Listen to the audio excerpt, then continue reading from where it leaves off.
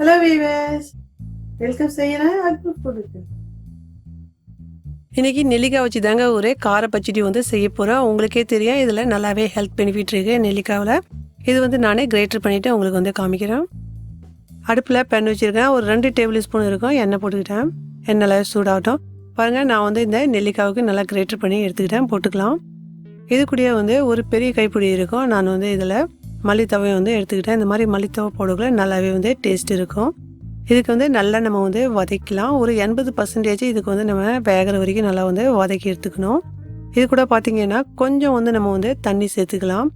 1 table spoon இருக்கும் தண்ணி வந்து நான் வந்து சேர்த்துக்கிட்டேன். அதிகமாக வந்து சேர்க்கக்கூடாது. மீடியம் ஃப்ளேம்லேயே வச்சு நல்லா வந்து வதக்குங்க. இப்போ நம்ம வந்து இது வந்து எடுத்துடலாம். வதங்கி வந்துடுச்சு நல்லா.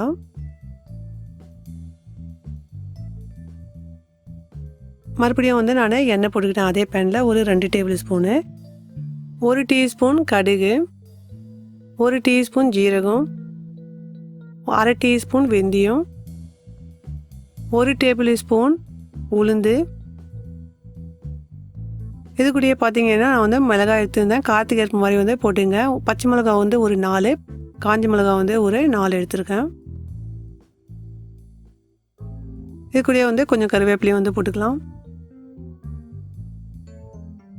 இதுக்கு நல்லா நம்ம வந்து இதுக்கு வந்து வதக்கலாம். மீடியம் ஃப்ளேம்லேயே வச்சு வதக்குங்க. ஒரு 1/2 டீஸ்பூன் மஞ்சத்தூள்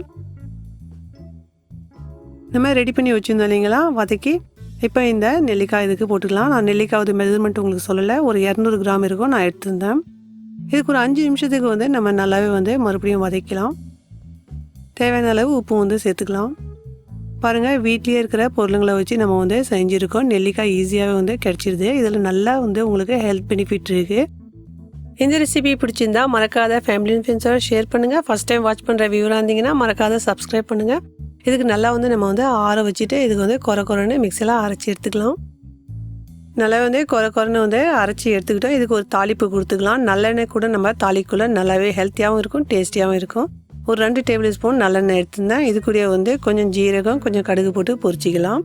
இது கூடயே வந்து கொஞ்சமாக வந்து நம்ம வந்து கருவேப்பிலையை வந்து சேர்த்துக்கலாம்.